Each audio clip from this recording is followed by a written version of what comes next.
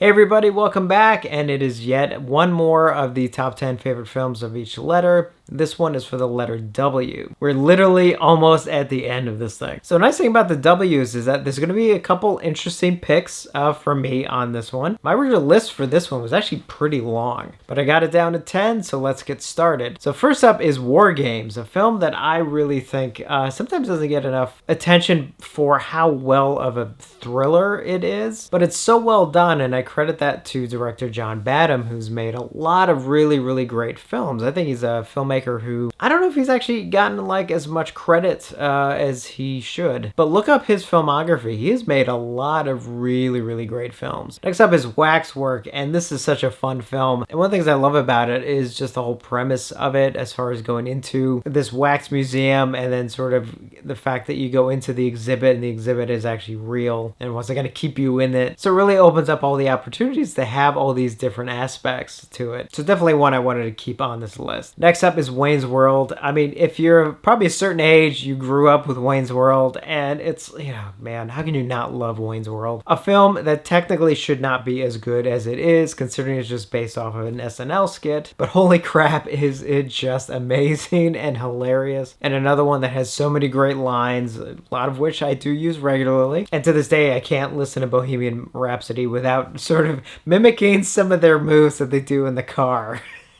Every single time. Next up is another one of my favorite comedies, and that is John Hughes' Weird Science. And another one that sort of has kind of a, goofy premise that, easily could have fallen apart if someone else had done it. But, in the hands of the great John Hughes, it really works, and he really gives it such a special meaning as well. And another one that has so many great lines and so many funny sequences. So before Rob Reiner went insane on Twitter, he actually made some great movies back in the day. And one of which is one I love, and that is When Harry Met Sally. And I think it's one that I really appreciate now because I sort of realize that there's a lot of truth in it in regards to like relationships and things like that. But I think overall it's just really, really funny and highly rewatchable, and I think it's one of Billy Crystal's and Meg Ryan's best performances as well. Next up is a different kind of love story, and that is Wild at Heart, what is probably my favorite David Lynch film, which I know some of you would probably be like, well, it's good, but like I love a bunch of his other films, but there's just something about Wild at Heart that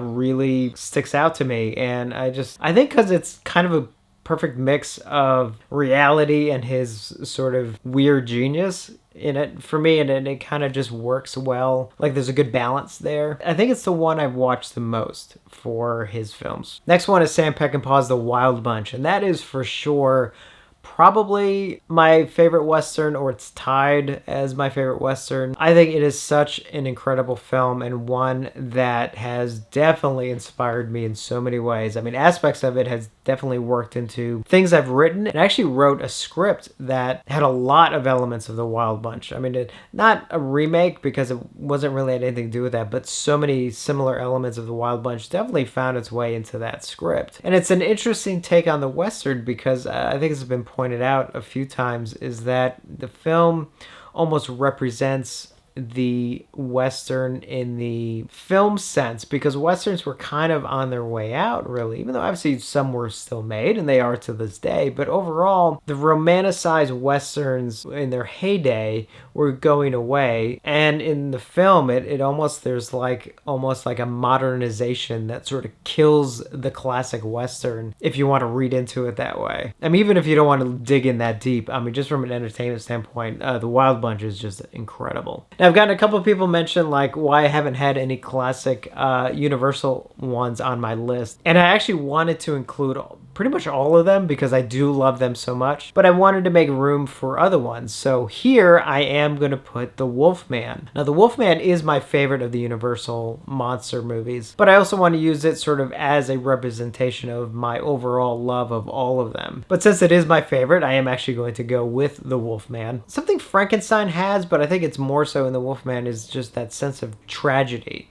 you know, he's a monster, but it's such a tragic figure. By the end of the film, you don't feel like, you know, you've won because you've defeated the monster or anything like that. So he's found something so special in the Wolfman, which I think is why it's my favorite of the Universal monsters. Next one I went back and forth on because as much as I love it, there were other films that I do think are better films. I have a lot of fun and a lot of nostalgia for this, and that is the Wraith. The weird one with that bizarre car, and it's just a unique film, and it's fun, and it's got a lot of aspects to it because you almost have this supernatural element, and then you have sort of an action element, and then you have this romance, and then it's a good representation of how much I really, really love a lot of these B movies. And sometimes I hate using that term because I don't mean that in a demeaning way. But it's such a fun film and one I really wanted to include on this list. And then finally, another one I went back and forth on, but you know what? I wanted to mention it because I swear I think I'm the only one who really loves this film. And that is Lawrence Kasdan's Wyatt Earp,